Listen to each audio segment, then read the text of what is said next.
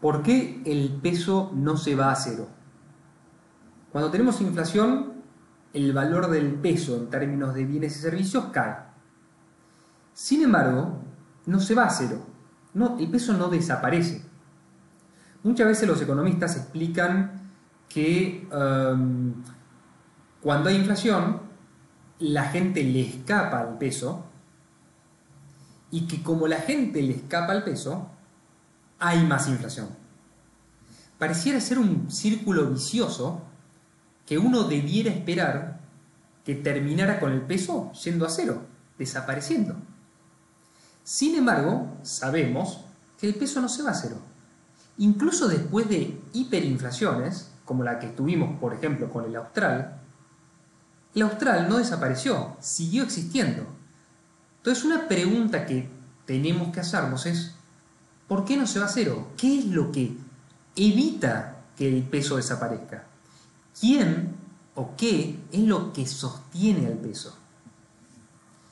Fíjense lo que dice Guillermo Calvo en un paper que emitió en agosto de 2012. Guillermo es probablemente el economista argentino vivo más importante del mundo. Algunos lo mencionan para el premio Nobel. Y fíjense lo que dice en este paper. Fiat money, o sea, el dinero fiduciario, está hablando del dólar, está hablando del euro, está hablando del yen, pero también está hablando del peso argentino, no tiene valor intrínseco. Y está at the brink of collapse, o sea, tiene la potencialidad de colapsar, de irse a cero. Eso es lo que está diciendo Guillermo. ¿Okay? Sin embargo, la historia nos muestra que el fiat money no se va a cero. A pesar de que haya una gran desconfianza en el valor de la moneda, a pesar de que haya hiperinflación, el peso o el austral no se van a cero, no desaparecen. Entonces lo que tenemos que preguntarnos es ¿qué es lo que lo sostiene? Fíjense, por ejemplo, en la inflación de Argentina en 1989. Acá tiene la variación mensual y si se fijan tuvimos una hiper a mediados de año, pero el austral siguió existiendo después.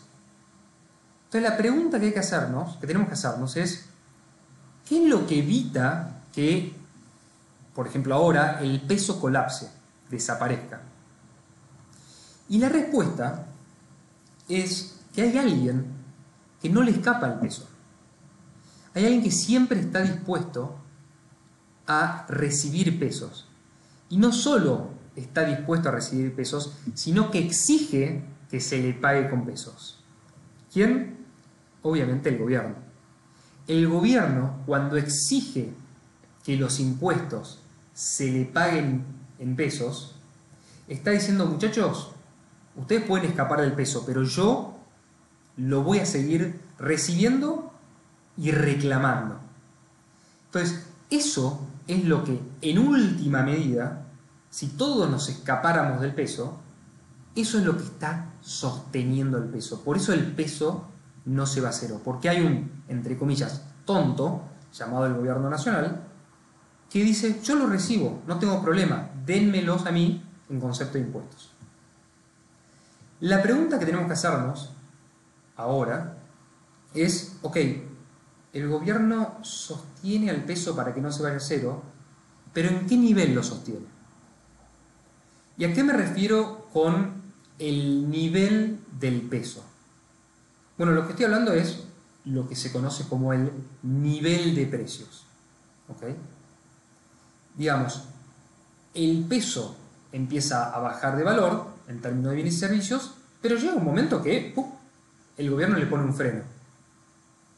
Ese freno es, digamos, el nivel de precios.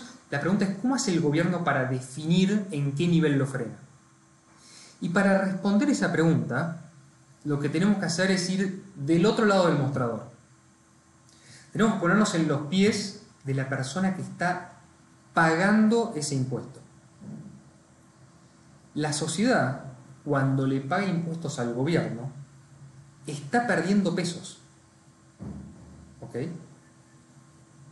Y para recuperar pesos, para volver a tener pesos, tiene que hacer un esfuerzo. ¿Qué esfuerzo tiene que hacer? Bueno, por ejemplo, cuando los empleados públicos trabajan para el gobierno nacional y reciben pesos como sueldo, están haciendo un esfuerzo. ¿Para qué? Para conseguir pesos. Cuando la sociedad le vende un tanque de guerra al gobierno o le da algún servicio, bueno, justamente lo que está haciendo es un esfuerzo para conseguir esos pesos que pierde cuando paga impuestos. Entonces, el gobierno sostiene el valor del peso para que no se vaya a cero y lo sostiene en un nivel equivalente al esfuerzo que tiene que hacer la sociedad para conseguir esos pesos. Eso es lo que define dónde, digamos, el peso cuando está cayendo, dónde se frena, en qué nivel, y eso es lo que define el nivel de precios. ¿Okay? Entonces, esto es muy importante para entender la fuente justamente del nivel de precios y por qué el peso no se va a cero. En otro video vamos a hablar más en profundidad del nivel de precios y, digamos, esto se va a empezar a conectar con la inflación, pero básicamente lo importante en este video es entender que el peso no se va a cero porque el gobierno lo sostiene cobrando impuestos y en segundo lugar lo sostiene en un nivel equivalente a los precios que paga cuando gasta, o sea, al esfuerzo en términos de bienes y servicios que tiene que hacer la sociedad para conseguir pesos. Si alguien tiene que trabajar 1 hora para conseguir 10.000 pesos del gobierno, bueno, eso es lo que vale el peso en términos de esa hora. ¿Se entiende? Muchas gracias.